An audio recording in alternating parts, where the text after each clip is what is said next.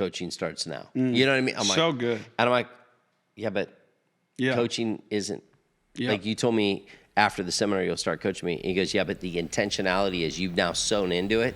Watch everything conspire to work for you. Yeah. Welcome to the Maverick Entrepreneur Podcast, where business success meets personal purpose. Here we empower entrepreneurs to strike that perfect balance between massive growth and unwavering values. Dive deep into strategies, inspirations, and stories that ensure you set your foundation in faith and don't compromise your family on your ascent to the top. All right, everybody, welcome back to another episode of the Maverick Entrepreneur. With me today, we have the one, the only, Pastor Samuel Deuth. Come on, that's right. Doctor. Come on. Excited Welcome. to be here. Excited to have you, man. I'm nervously excited. This could go any direction. You never know. Hey, I'll just give you an intro, a little background. How many years have we been hanging? It's been probably a strong, 8 to 9. 8 to 9 years. Yeah. Listen, we first met. He moved to San Diego. He's my first and only Seattle Seahawks fan that is my friend, because usually that disqualifies you because I am a Niner fan. Yeah. And but that being said, we looked past that. We had grace for one another in multiple areas. And just some of my craziest, funniest memories, which most people would be like, oh, I got so much dirt on Dr. Matt. I don't consider it dirt. I mean, he was there when my wife throat punched me. That's an iconic story. Yeah, iconic story. I feel privileged to have been there. In the he actually mix. had to pastor me through it, give me some wisdom. Very traumatic. Only 3 sessions with Dr. Brian, but we worked through it. But no, just some funny things I'll never forget. Pastor Samuel is always the life of the party. He was a youth pastor for years. Now in San Diego, he is one of our campus pastors. We get to be colleagues together. We get to run church, do life together, disciple people, shepherd people, pray for people. And, we each have side hustles in the marketplace. Yep. How many books have you written?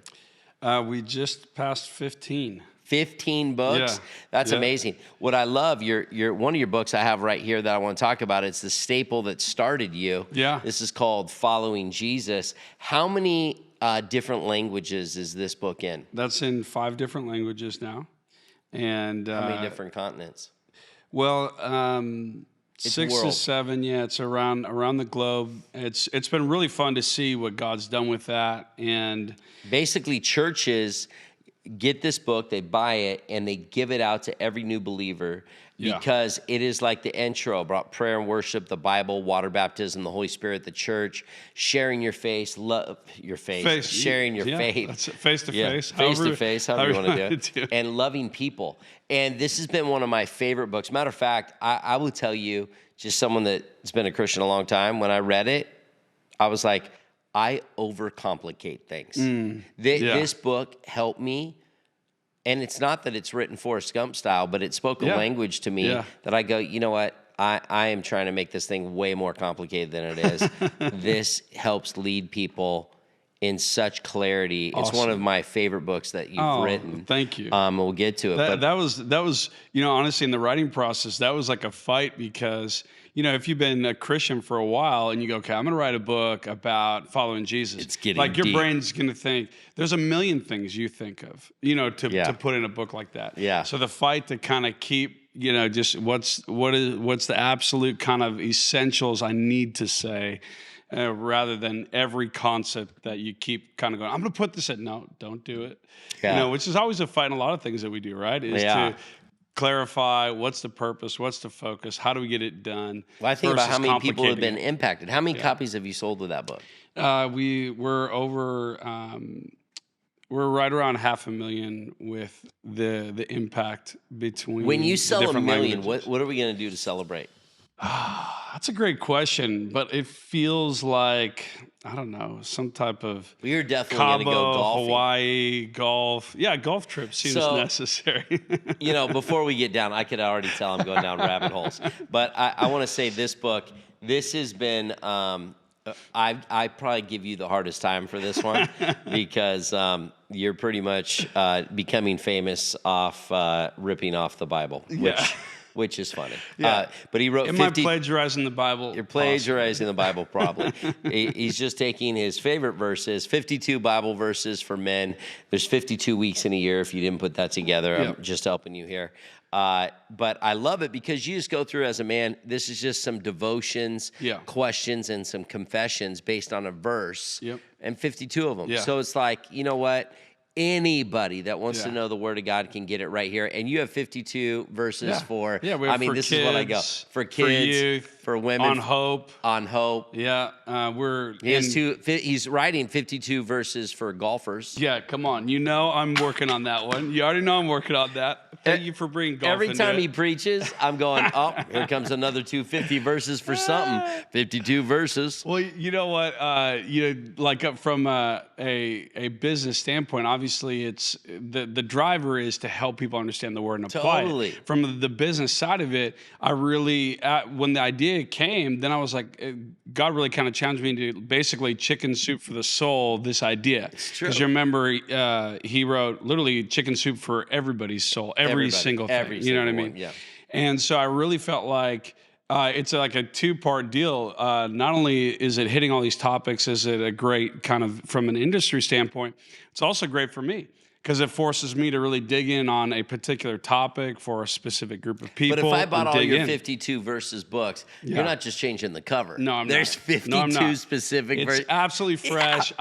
Even if I use the same verse in a different category, I do not copy the devotion. It's a fresh devotion. It's a fresh revelation. That's for the cynics out there. Because I know you got and some I do not cynical use version. AI. I do not use AI to write my devotions. Just to make sure everybody knows it. It was so funny. You know, I was just about to preach last week on what a woman wants. Oh, Lord. I know. Oh, it was You're crazy. a dangerous man. It was crazy. You're a dangerous man. But my wife literally got a word and said, hey, I feel like, and she preached and it was exactly what was needed. So I got this one in my pocket. And I was telling what she was making fun of me going, I saw my husband's notes and they were 26 pages long. I said, oh, that's it? I got you figured out in 26 pages. So we were playing cat and mouse off the front row. Yeah. She's up there. Yeah. I saw the top 10 list for every age. And the girl over here is like, he probably used AI. I was like, girl, you That's did hurtful. not. That's hurtful. I'm going to call you by name when I preach this. Who does that? You know what I mean? I was like, no, these are things I've experienced over 19 years of marriage.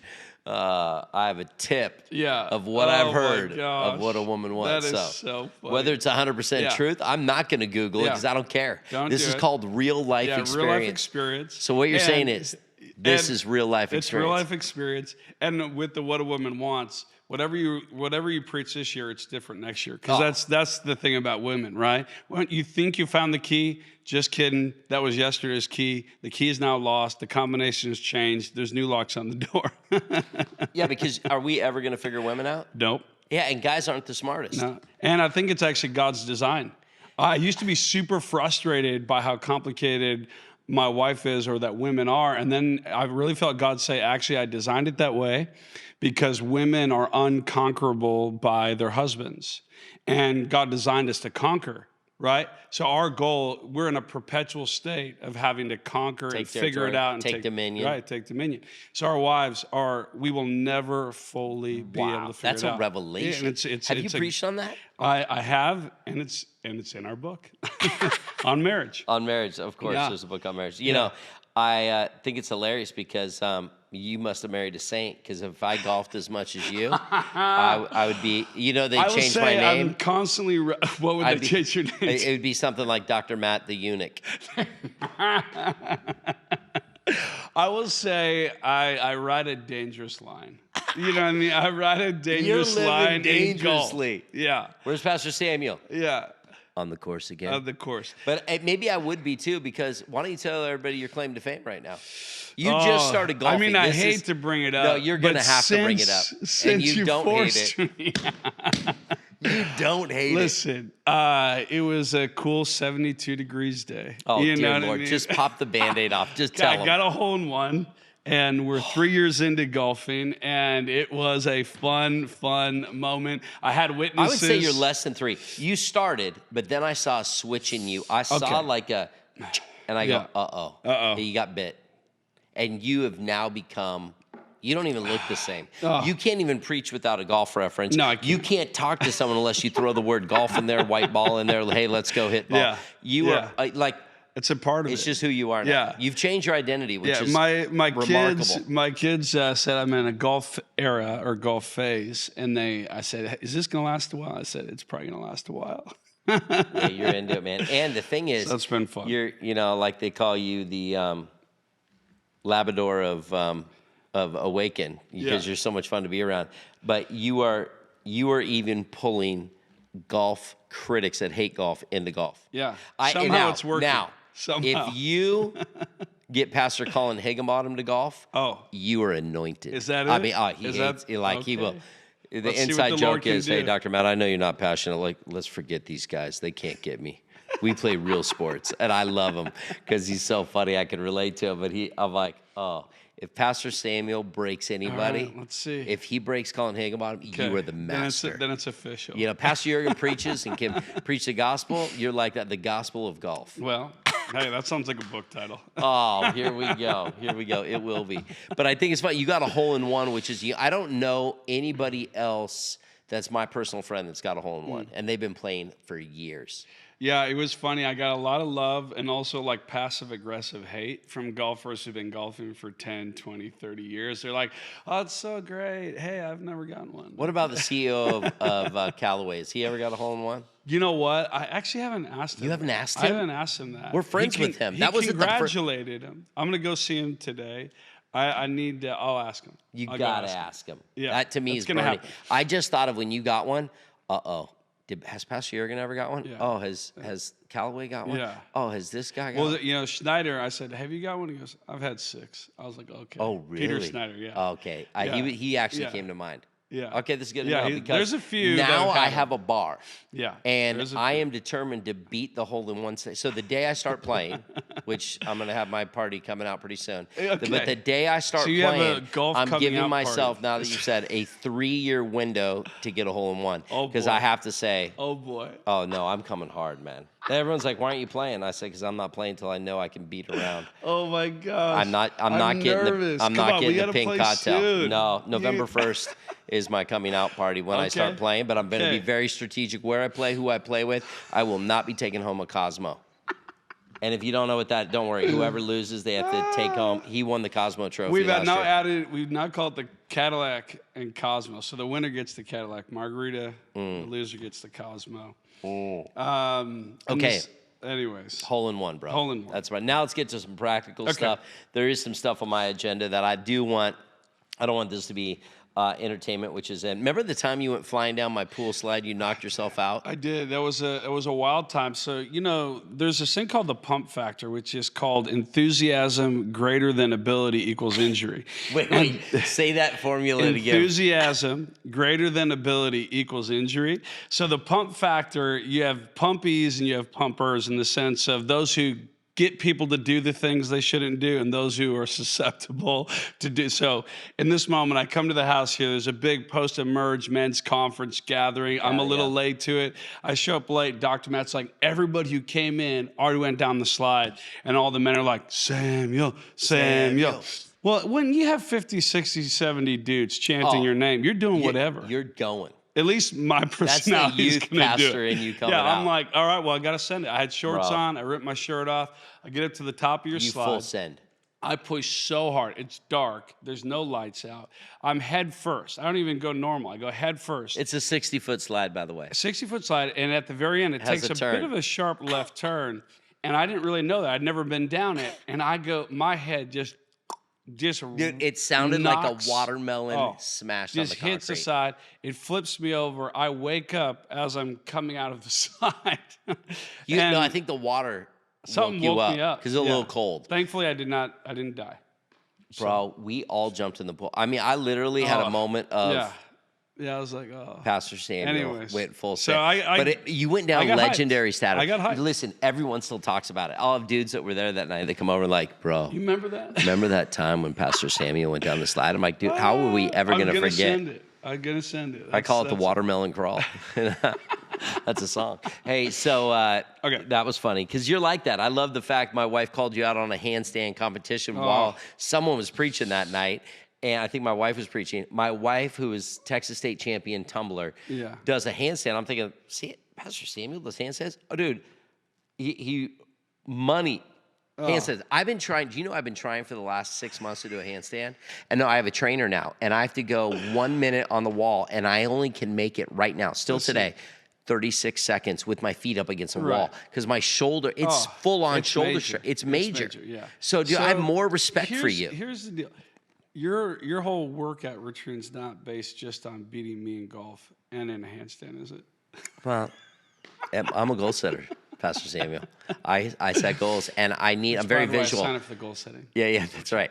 So I literally, like this year, I want a plane. I said by my 50th year, I'll have a plane. So I'm actually very disappointed. But I look back at all my goals the last 3 years. Yeah. Priorities changed. It wasn't on my focus. I'm like, dude, I still deep down want to own my own plane. Yeah. So I put it back on, and it's funny because 10 years ago I said by my 50th year. So even though I'm turning that, I'm giving myself till the end of the year to own that plane. So I felt this drive on the inside of me shift. Well, it's funny because when everyone was trying to talk me into playing golf, I'm visual. So I have a picture of my plane. I have a picture of some cars. I have some pictures of some things, bank account full.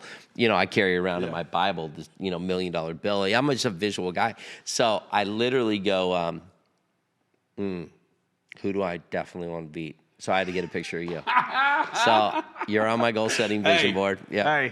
Honored to be on it. Yeah. However I got to get there. Even if I'm an arch nemesis on there, as long as I get on there. Dude, my father-in-law came over, who's crazy, 65 years old, machine, 2 fake hips, blown out knee. He's getting shoulder surgery next week. Has 450 jumps. All my wild moments were with him. I jumped out of a plane with him because he wanted to see if I was tough enough to marry his daughter. I was like, dude, his thinking is crazy. Insane mountain biker, still holds the 3rd fastest time down Cowles Mountain at 60-something years old. So I went with him down on Cowles Mountain. He made me get a mountain bike. He's like, you need to get a mountain bike and give you good cardio. He had to come get me because I was trying to keep up with him down the hill. I ended up endoing into a bush, and so far into a bush, I couldn't get out. He had to come back and rescue me. And I'm thinking to myself, why is some old guy? And this was 10 years ago. I was... I think, oh no, it was maybe longer than that. I forgot I've been married this long, maybe 15 years ago. So I was like 35, getting smoked by a guy that, was 20 years older than me or 15 years older than me. I'm like, this is ridiculous. A 50-year-old's whooping me. So that's very motivating for me. You're in golf, and some other areas. Hey, I don't think I'll beat you in a handstand because I just didn't mentally know. But I told my trainer, I was like, listen, my buddy Pastor Samuel can do handstands, and I want to learn how to do them. And so I just didn't realize what a physical. Yeah. You see how these CrossFitters do it. You see how everyone's walking handstands. But the time you did the competition, I mean, that's one of the things you were overhyped. The whole church was like screaming your name. Adrenaline got you. You fell over and smashed your head. I'm like, chiropractically. I was so annoyed at myself in that moment because I'd been recently. It kind of got hyped because I just preached at a couple of our youth nights. And you crushed it. I did like this back handspring and handstands. It was amazing. So then your wife's like, let's do it. That's how it started. And so I jump up, and the San Marcos stage is like also concrete. It's like slippery. Yeah. And so I kind of jumped at it a little bit more. I was hyped. Dude, I fell over it was the worst handstand I've ever done. Yeah, you didn't represent well, but it was funny. Your wife took me down fair and square. Yeah, she did good. But so let me ask you some questions. You've been a pastor for how many years now? For about 20 years. Okay. You've had the same wife. How long you been married? We're married 20 years, going on 21 now. Okay, good. And 2 amazing kids. Yep.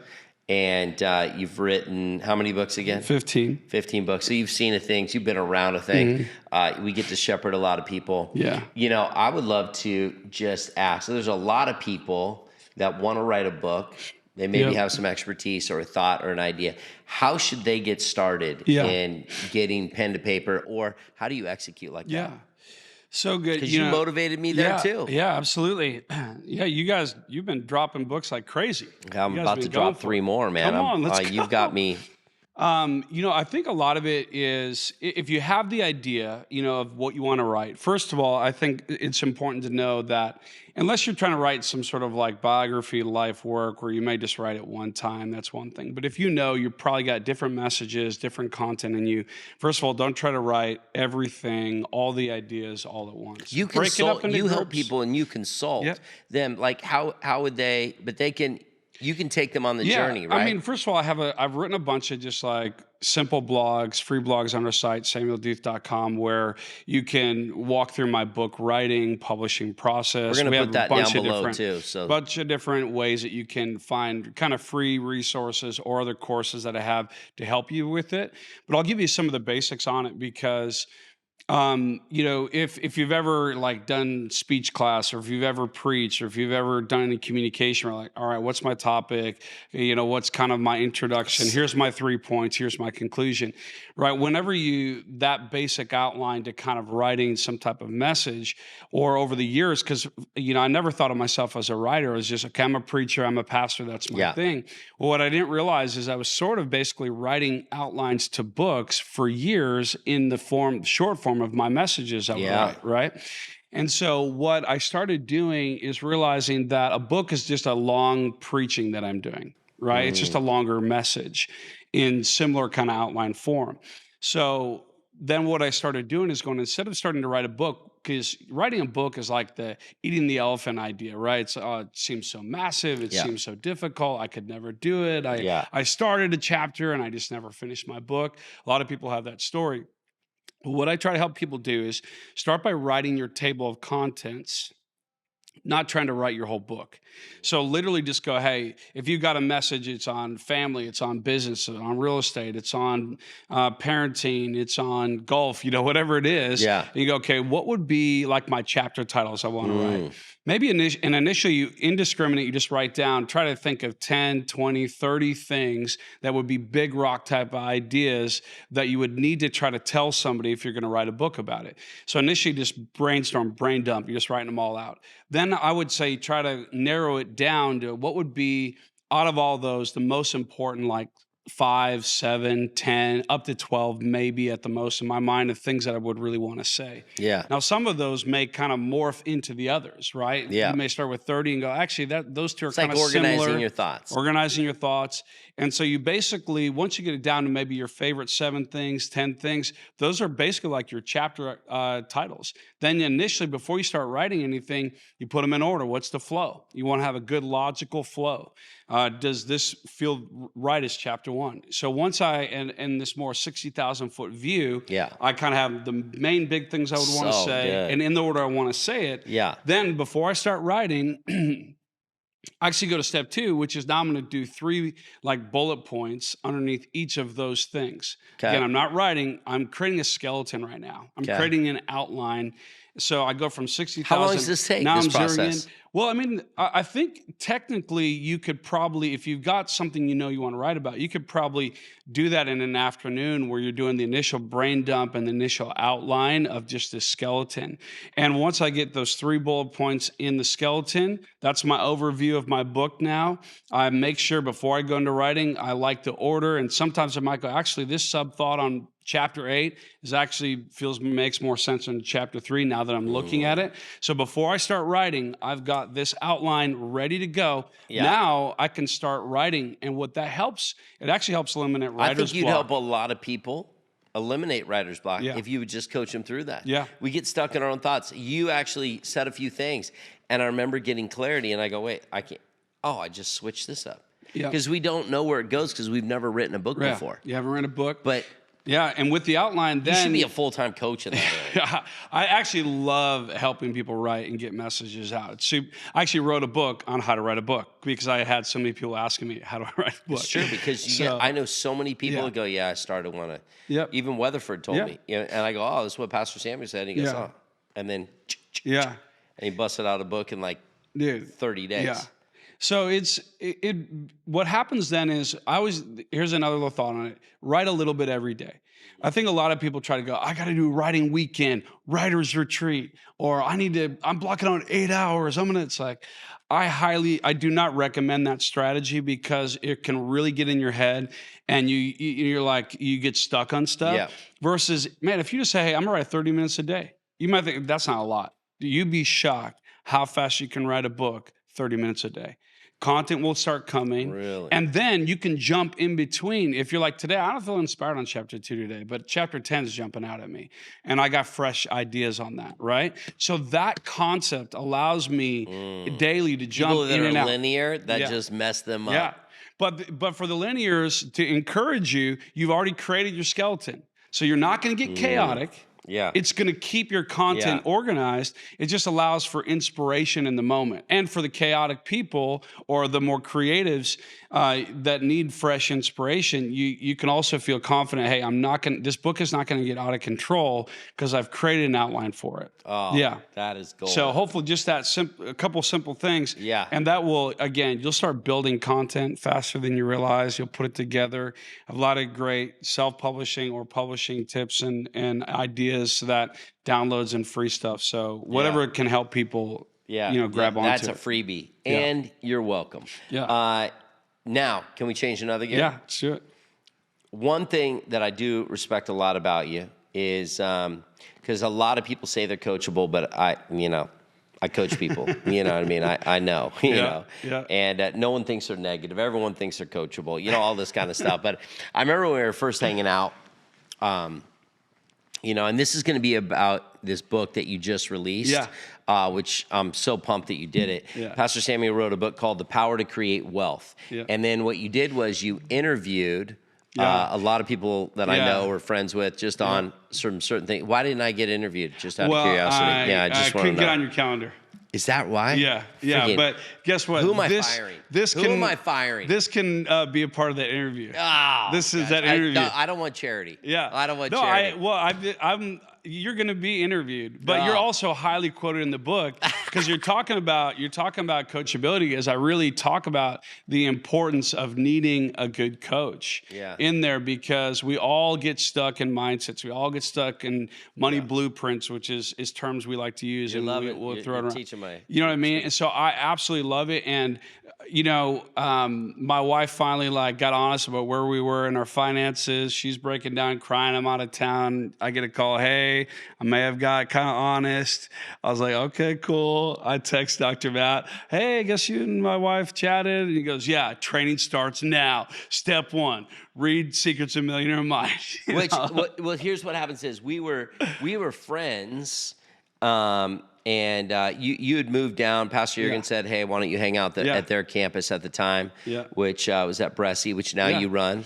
But he was kind of getting integrated into our culture, our church, our vibe. And I loved hanging out with him, but I kept hearing these things that were saying that were kind of messing with me. And then I was really praying about man, God, I really like Pastor Samuel, but there's some poverty mentality or some stuff that I don't agree with. I'm sure. And I was praying how to navigate because I didn't want to offend him because pastors can be so sensitive. You know what I mean? It's well, you're the business guy. And they say, I'm just a pastor. I can't believe how much. So they're justifying why they're broke or why they don't make money or why they have to be like a missionary. I'm like, no, you're not a missionary. You're a pastor. And because there's this broken mentality. And then all of a sudden, my wife got the call. The window of opportunity. The window of opportunity came, and then she came in to get adjusted, and I started just picking her brain and burning her. And then I got to the breaking point, she started crying. I was like, now. And you were so good about it. But then here's the thing. I said, this isn't a Christian book. Right. So chew up the meat. Spit out the bones and don't give me your religiosity around it. Just hear the philosophy and the blueprint around thinking and locate where you're at. Man, that book messed up your thinking, but here's what it does. Exploded me in all the right ways. It made ways. you open up your eyes. It didn't tell you how to think. It just made you open your eyes to have awareness around your limited thinking around money, philosophy, and a deep blueprint that we are all raised by. And until someone shows you a different blueprint, that's our default. So it's not your fault. We're just a product of our fathers, mothers, preachers, teachers, and those people we look up to. Yep. So you just had what I would call it the money thermostat setting. Yep. And if you want to change the thermostat setting, then you got to do the work to turn it up. That's it. And what I was so pumped is you dumped in, you called me, you debriefed with me, we chatted about it. It made our relationship more fun to me because you were like, I had no idea. Yeah. I have a millionaire mind. I have a millionaire mind. So, I mean, it was just, there were so many things throughout that book that were really helpful. Yeah, there are some things in there which we talked about, partly why it motivated me ultimately to write a book that I felt like could include some of the healthy biblical parts principles. of that, put the Bible into that. But one of the biggest things that really messed me up in my limited thinking, especially as a Christian, is one of the wealth files in TR's book is that wealthy people take full responsibility of their financial success. And God used that idea to really tweak me because I realized, you know what? In a really weird way, I have had a victim mindset with God and really just making God responsible for all of my financial success. Now, on one hand, that might sound spiritual. You say, hey, God's my provider. Yeah, he is. Hey, God's, able to supply all my needs. Yeah, absolutely. Yeah. Right. So we use these biblical truths, which are absolutely there, but in the wrong context and without the full counsel of Scripture. I had accidentally or unintentionally in my blueprint really made God wait. Okay, God, hey, because I actually also believe that God wanted to bless people, right? So I was like, man, God wants to bless me, and it was kind of like I'm just waiting for God to bless, waiting for God to prosper me, waiting for God to increase me, and then of course that's why that whole title, God gives us the power to create wealth, that Deuteronomy teaches us. And all of a sudden, then God started flashing all the scriptures, the parable, the talent, all these things. I was like, wait a second. You don't go from 2 to 4 and from 5 to 10 on accident. You don't trip into doubling your wealth, right? So I realized strategy, intentionality, all these types of things that I had to start engaging. I was like, wait a second. If I've been faithful and I'm a tither, and I'm above and beyond tither. And if I'm a good steward, and there's all these things that generally these practices I've been doing, but I'm not prospering and I'm just barely making it, then I have to ask, either God is intentionally holding me back to teach me something, which through evaluation realized that wasn't it. Then I have to point the finger back somewhere else. It's me. It's things I'm not doing, principles I'm not applying, mindsets that I'm broken. And you didn't take yourself so serious, you got depressed. You laughed going, okay, I'm way off. But then I watched you. I think if we can help people. So if you had to give, as we land the plane here, like if you had to give some real tips that, one, I knew you're thinking before you think different. So how do we become aware? Then once you become aware, how do we implement? And then how do we implement for real change? Yeah, that's good. I think it, some of the coaching thing, which we were just sort of talking about, I think is actually really important because sort of like that, sometimes you just don't know what you don't know, right? So if we're constantly in a space where if you take inventory of your life and you're like, man, I'm always struggling here, and it could be finance, it could be other areas, but in the area of finance, if you're like, I'm never getting ahead, I'm always one step forward, 2 steps back.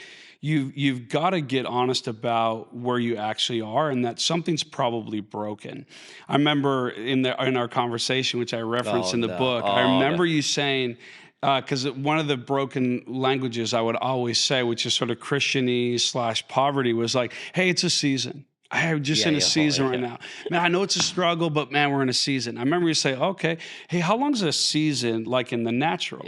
And it's about 3-4 months-ish. And you're like, okay, how long is this season you've been in? Well, about 14 years, 15 years. That's not a season. That is a rut. That is a ditch. That is a coffin. You know what I'm saying? Like, and that conversation, which I have repeated so many times, is simple, but really helps wake people up. And I imagine some may be listening or watching this right now. That might be their situation right now. If you're honest, this place you've been in financially is not a season, it's a rut. Yeah. So how do you get out of ruts? Usually you can't do it yourself. You need other people to help you carve new pathways, new ways of thinking. That you're like, come to the Life on Fire coaching thing. You were speaking at it. One session in, I was like, I need a coach. You know what I mean? Yeah. Maverick entrepreneur, different things I did. There's a few different things I did right after that to start jump-starting, getting myself out of the rut of thinking differently, getting new thoughts, getting new habits. Did you ever see that meme where the farmer takes the sheep out of the rut and it bounces and then it dives right back into the rut 20 feet down? I think it's all the time. One of the funniest clips ever. Isn't that but how true is that in life? We're talking to people, they get out, they're like spaz because they implement nothing. And implement nothing. And that's why it's same thing like, most of us know how to work gym equipment. We need the coach to actually make sure we work the equipment, right? Yeah. So it's the same thing in all of areas of life, finance being one of them. I've got to not just learn about it, I've got to implement it. Or in business, I've got to not just go, man, how come my business is stuck? Well, I actually need to get coaching. I found that as I began to invest in coaching, just even the act of starting to engage in it started to shift my mindset, increase the way I was thinking, operating. Sowing and reaping got into play. Yeah. My business started thriving, started flourishing, almost right away. Yeah. Even some of the stuff I was getting coached for, I never actually ended up doing, but it was the act of getting coached that leveled me up and changed some things. One of my mentors said one time, the minute you sign up for a seminar, even if it's 6 months down the road, coaching starts now. You know what I mean? I'm so good. And I'm like, but coaching isn't. Like you told me after the seminar, you'll start coaching me. And he goes, but the intentionality is you've now sewn into it. Watch everything conspire to work for you. Yeah. And it's amazing how many now I'm thinking different. I'm excited about the future. So I start reading everything. It just activated something the minute I committed my finances towards developing me. Yeah. Absolutely. Developed. So it was such a fun journey to watch. I'm excited about your book. All your books are on Amazon, right? Yeah. And they can Google Easiest Samuel way to get there, Deuth. Samuel Deuth, to grab a copy of it. You helped me. My Mind Mastery cards, which I have, just went prime last night. Come on, let's go. Come on. So I wouldn't have known even how to do that the right way without your coaching. Come on. I'm really pumped. It's whenever I see somebody who's got so much in them and then not having books, resources, content, I'm always like, okay, how can I help support that? I'm pumped that those are out there and serving people and however I can help. Yeah, it was funny too. This is my lesson. God spoke to me a long time ago, and I figured this out because I was into all the universal ones, and I didn't feel like I could promote those being a pastor in that, even though they weren't harmful. I would say, chew up the meat, spit out the bones. But you know what? It's like, if I'm putting my name behind some of these, I'm writing my own. God gave me the blueprint. Yeah. I did them, and he said, I'm going to bless you. Think big. I went and had 10,000 copies made. Yeah, come on. My wife, pallets showed up. My wife's like, I had to go get a storage unit. She was so mad it took up garage space. So funny. And, but here's the thing. So I could be faithful and not do anything. Yeah. And it says, put your hand to the plow and not looking back. Right. But I was looking back going, God, didn't you say go big? I went big. Why are they all in my garage still? I thought you were going to blah, blah. But it wasn't me going out to figure out now how to do it. Right. It's so funny all these years later. Yeah. Yeah. It's 9,000 boxes left. Yeah, you know what I mean? Yeah. It's like, okay, now I'm finally on Amazon Prime. My God, I thought you were going to send all these people. He goes, how are they going to find you? You did the first part of what I told you. Exactly. Execute the plan. If you don't know how, go find somebody. That's it. So all these people have these dreams. Because I always tell people, the richest property in America? Do you know? The graveyard. The graveyard. Yeah. It's so true because all these dreams died there. Never got realized. Never had all this potential. It's like, we got it. If you know you got something in there, this is for somebody. And for the writers specifically, Amazon now has made it so much easier to publish and to get content out there. It used to be where you're talking more about mastery cards, which you have to physically print and source. A typical book, they now have on-demand options, all these things that you don't have to go like, I need to order 10,000 copies of my book to make it affordable. My kids' journal, you don't have to do it. I had it all designed, everything. I gave to a publisher thing or to this person that they do this stuff. They do magazines, books, everything. They showed me what the cost of print was. Yeah, you're like, oh my God. Oh my gosh. But then you said, why don't you try Amazon? I put it on Amazon. I'm like, this has got to be something. Yeah, so there's got to be a catch to ordered it. one. It came in. It looked amazing. I gave it back to my patient who owns this big publishing company, everything. And he goes, Amazon's going to put me out of business. Yeah. He goes, how much did you say? And I told him, he goes, that's impossible. So I literally brought him the form, and he goes, I don't know how they do it. Yeah. And he was mind blown. Yeah, it's pretty wild. It's pretty wild. So if that tip right there, I mean, just these tips, if you could just learn resources, tips, that's why people get sucked in their phone for hours, because we're like, I'm learning. Yeah. The other day, I literally was so frustrated. I couldn't get a plumber out here. I couldn't do this. I did a do-it-yourself fire pit thing, and my wife came home pumped out of her mind, and I learned it all by just becoming, I was like, bro, I should start a plumbing business. You know what I mean? It's like, but it's funny to know that you have so many resources if you just can get disciplined and watch them do them. We all got dreams. So if you had to, as we land the plane here, encourage entrepreneurs or people that feel stuck, whether it's in writing a book, stuck is stuck. Whether it's like they don't think they need a coach, or they don't think they need help, with the book, or they're just feeling discouraged. You're one of the greatest hope dealers I know. If you had to, you're probably going to be a golf coach within the next 2 years. Praise the God. way you go. Because you are like, I'd rather go golfing. Here's the part of it. I probably really early on golf with people that their marriage sucked, their business sucked. I went back to look, like, why don't I love golf? Because I'm so competitive. It was the people. Like, I love everything. I go, you know what? Because I've been stuck with 4 hours on the golf course with tools. Somebody you don't want to hang out with. Yeah. And listen, if I played golf with you, I'm not talking about you, so calm down. Yeah. But it's the other guy. It's the other guy. But I just realized that's why it wasn't joyful. But just being around you all the time, or we do this trip or that trip, you make everything fun. We could be in a room during a hurricane, and it would be fun. That might be too soon, too relevant, but you know what I mean? You would make any situation fun. So here's what I would say. First of all, go back to why you started the business, why you started that thing.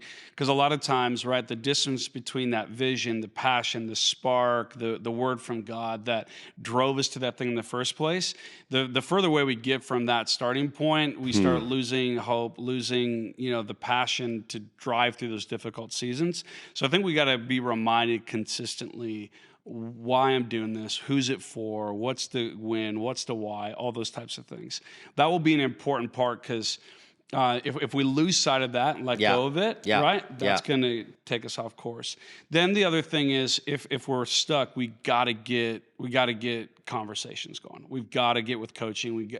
Whether that's official coaching, whether that's a friend that's further down the track than you, and that's always important. Okay, who's actually done this? Who's got fruit? Who's got wins? Who's got something that I can actually grab onto? So I think going back with God to the why, right? That might just be like remembering it. That might be like praying and stirring yourself up in faith to go, okay, God, so good. You told me this. You spoke to me. You called me. This word came to me, right? I've got to fight with that prophetic word, fight with that dream. That's going to keep fueling the fire to keep going after the thing. And then it's also getting somebody around me that a lot of times I'm going to need outside perspective. Because the whole can't see the forest for the trees. Totally. So I need good coaching, reminding why I'm doing what I'm doing. I love it. Now, I saw the very intro here, your intro. You were giving props to some people. Did you have a standout that rocked you? Oh, man. And that's not dissing anybody. I know everybody's good, but you look at that. Was there somebody that really, like, boom, just rattled you? Couldn't have been maybe it was the spirit behind it. Maybe it was the content, but was there somebody that stands out to you? Yeah, you know what?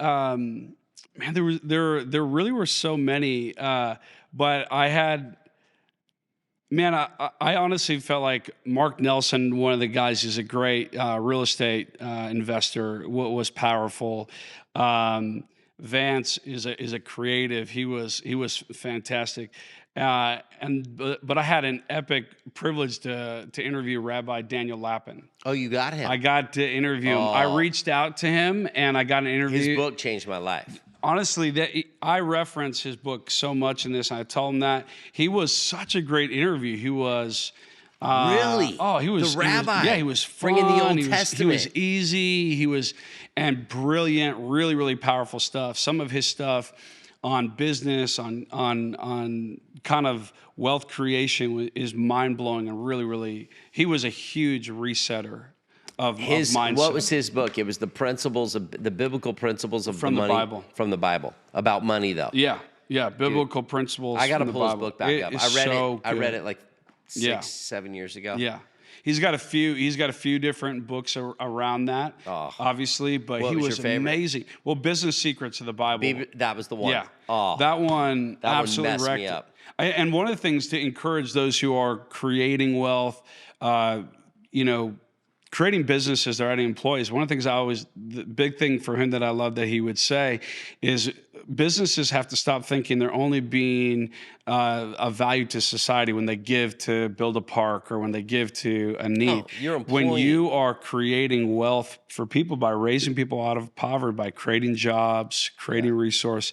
So the learning the power and the spiritual God-given impact of being a business entrepreneur, wealth creator is just changed my life. I mean, that's why I wrote on it, and I kind of sat on that for a while because I just wanted to put some time behind it. Also, I interviewed a lot of people, on it too, because there's a lot that I've done. There's a lot that God's done, a lot that I've multiplied. Yeah. But I got a long ways to go. We all You know what do. I mean? We're on the journey. So I'm always wanting to keep tapping into. When's he going to come preach at our church? Rabbi Lappin? Yeah. Oh, that's a good question. We'll have to Let's work go. it out. Dude, we should have him at a Pathfinder. Yeah, why not? Oh my gosh. Let's go. That'd be awesome. Well, yeah, so many good things we can go. And last question. Okay. Do you think you'll run for political office? I know you're passionate. Oh We my love gosh. politics. Do you think you'll run? I genuinely, I don't think this is a cop-out. I genuinely feel like I'm called to stir up believers to engage in that sphere and not necessarily to run it. I feel like my role is I love when you more get like the trolled because you're prophet. so positive. When I get trolled, I want to just crush them. Like, I learned a lot. Like, he's such the statesman. I just go blast. We'll have to see. I'm willing to if I really feel like God tell me to do it, but I really feel more called to call believers into engaging in culture and kind of carry more of that sort of prophetic role. But I also don't want to be someone who's just yelling from the sidelines. So if you're the time engaged. I came- love how you engage people Yeah. because I'm going to curse you with 1,000 camel fleas. May they infect your bed at night. You know what I mean? I mean, that's wrong, but I'm going Old Testament. So I learned a lot from you on that. Thank you. I mean, Thank you. There's different approaches. Yeah, to social media. Totally.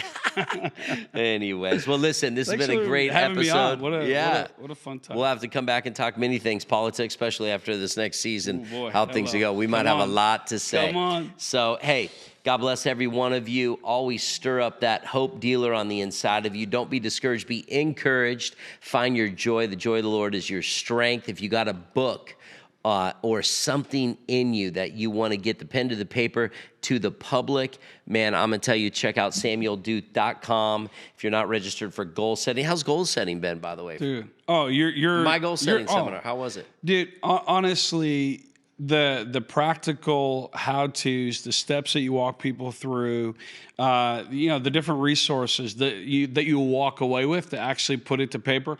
In several of my books, I referenced not only your goal setting, several of the different things that you challenge around marriage, all kinds of things.